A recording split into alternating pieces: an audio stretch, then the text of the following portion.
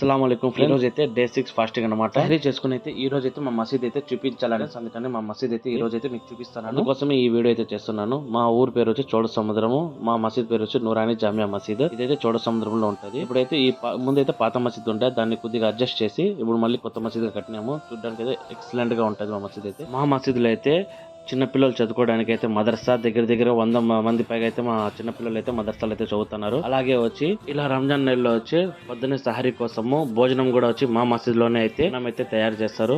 ఇట్లా ఇది ఎలా తయారు చేస్తారు అయితే నెక్స్ట్ వీడియో అయితే మీకు చూపిస్తాను. ఈ వీడియోలో మా మసీద్ లోపల బయట ఎట్టుంటది మొత్తం అయితే వీడియో అయితే తీసినాను. జాగ్రత్తగా అయితే చూసుకోండి. మసీద్ అయితే చూపించుకొని ఇంకా డైరెక్ట్ గా అయితే ఇంటికి అయితే వెళ్ళిపోతాం. ఇంటికి వెళ్ళిపోతానైతే అమ్మ అయితే ఇంకా పులివంటలు అయితే చేస్తా అంది. పులివంటలు తీసుకొని ఇంకా ఒక్క పొద్దు తీసేకైతే మనం పోవాలా కాబట్టి ఇంకా వచ్చి చాలా మందికి సరిపడే విధంగా అయితే నేనైతే పులివంటలు అయితే అమ్మ దగ్గర అయితే రెడీ చేయించుకున్నాను.